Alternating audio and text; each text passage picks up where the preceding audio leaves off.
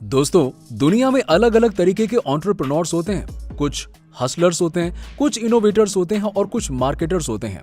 लेकिन क्या आपने कभी किसी एंटरप्रेन्योर को खुद को गुंडा बताते हुए देखा है? अमन गुप्ता ने शार्क टैंक इंडिया के एक एपिसोड में ये कहा था, किसी को घुसने नहीं देते क्योंकि हमें लगता है कि हर इंडस्ट्री में एक ही गुंडा हो सकता है, वहां का गुंडे हम हैं। जी हाँ दोस्तों, आप जानते होंगे कि अमन गुप्ता बोट के को फाउंडर हैं, जो एक कंज्यूमर बेस्ड इलेक्ट्रॉनिक कंपनी है। लेकिन क्या आप ये जानते हो कि बोट आज की तारीख में इंडिया के सबसे बड़े वियरेबल ब्रांड्स में से एक है और सिर्फ 5 सालों में अमन गुप्ता ने बोट को 1500 करोड़ की कंपनी बनाई है। आज के वीडियो में हम अमन और उनकी कंपनी बोट की बात करेंगे। कहानी बड़ी ही रोमांचक और दिलचस्प है, तो वीडियो को एंड तक जरूर देखिएगा। चलिए, लेकिन हाँ, शुरू करने से पहले हम आपका स्वागत करते हैं स्टार्टअप एनालिस्ट में, जहां पर हम शार्क टैंक और एंटरप्रेन्योरशिप से रिलेटेड वीडियोस बनाते हैं। अमन गुप्ता ने बोट को कब और कैसे शुरू किया, ये जानने से पहले उनके स्कूलिंग और करियर के बारे में जानते हैं। अमन का एजुकेशनल बैकग्राउंड। अमन दिल्ली में पले बढ़े और उनकी पैदाइश 1982 की है। उन्होंने अपनी स्कूलिंग भी दिल्ली से ही पूरी की।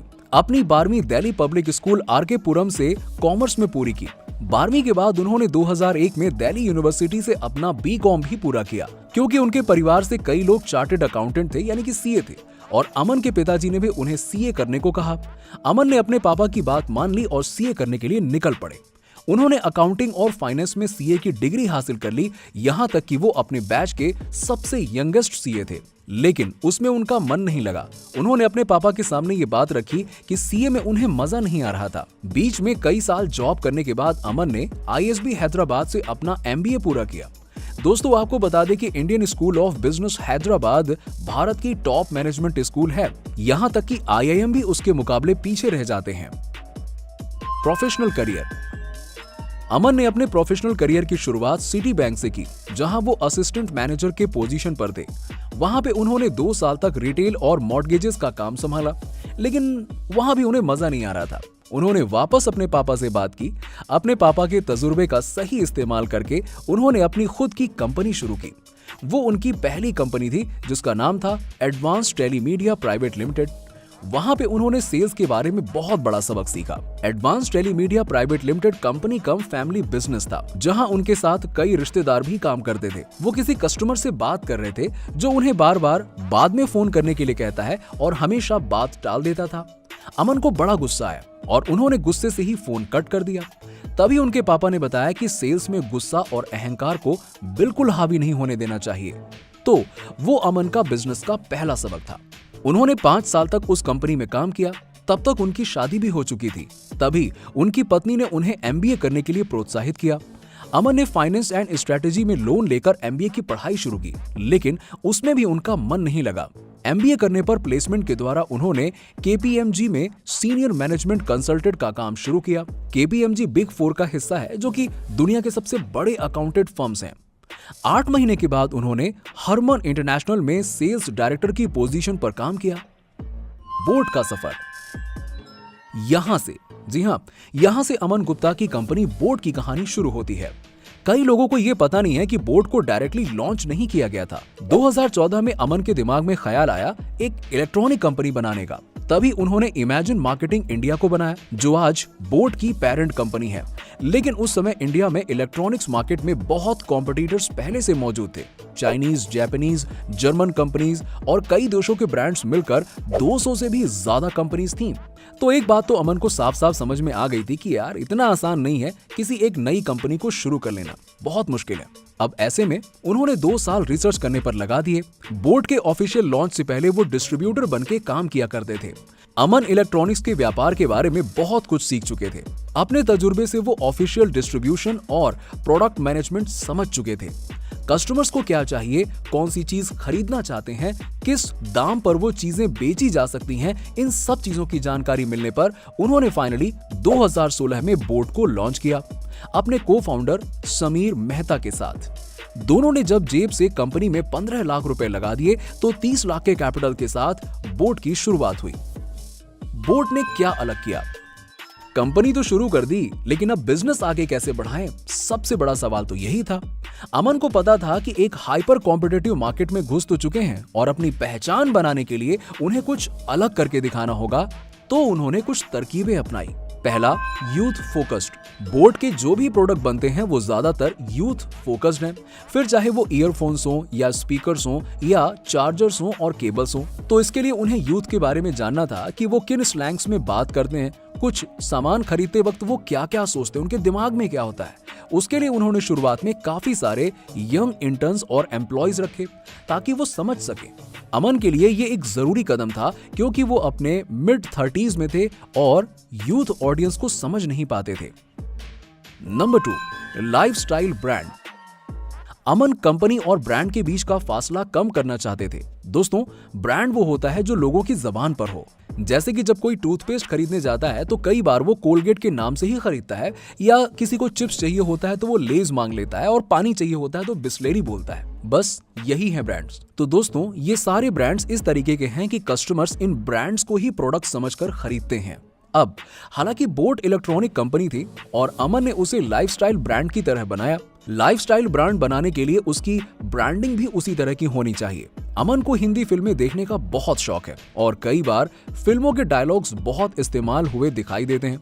मूवी देखिए 3 इडियट्स। इन्होंने वो जो कार्तिक आर्यन का मोनोलॉग था ना, जो एक प्यार का पंचनामा वैसे दिया है। मेरे को ना अंदाज अपना बड़ी पसंद है। उसमें भी उसके मुर्गियों का फार्म होता है। उसमें कहता है, हम पता क्या करेंगे, हमारे मुर्गियों के फार्म होते, उसमें हजारों अंडे के लाखों ऑमलेट के साथ हमारे ब्रेड की भी फार्म होगा। मुर्गियों का राजा और ब्रेड का बादशाह। इंडिया में फिल्में और क्रिकेट के सभी दीवाने हैं, है ना? इसीलिए अमन ने उन्हें ही बोट का ब्रांड एम्बेसडर चुना। Bollywood actor Kartik Aaryan, Kiara Advani, cricketer Hardik Pandya, singer Guru Randhawa, Diljit Dosanjh जैसे सेलेब्स को उन्होंने साइन कर लिया और अपना ब्रांड एम्बेसडर बना लिया। बोट निकल पड़ी मार्केट में। 2016 में लॉन्च के बाद इंडिया में बहुत बड़ा बदलाव हो रहा था। जियो मार्केट में उतर चुका था।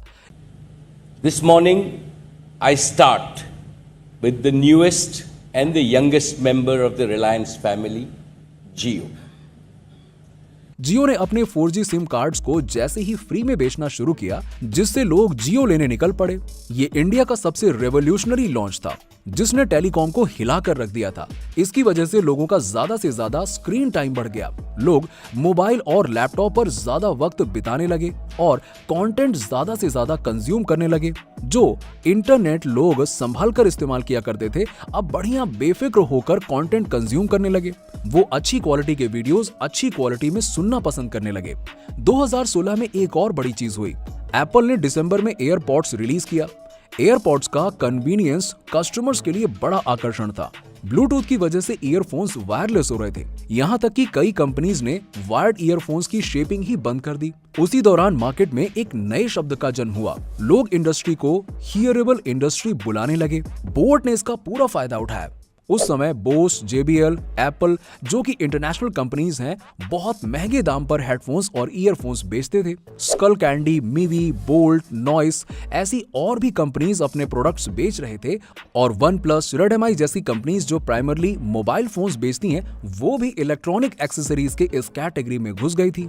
तो अमन गुप्ता ने नोटिस किया कि JBL और बॉस के प्रोडक्ट्स महंगे इस कारण हैं क्योंकि उन लोगों के लिए बनाए गए हैं जिन्हें म्यूजिक की समझ है।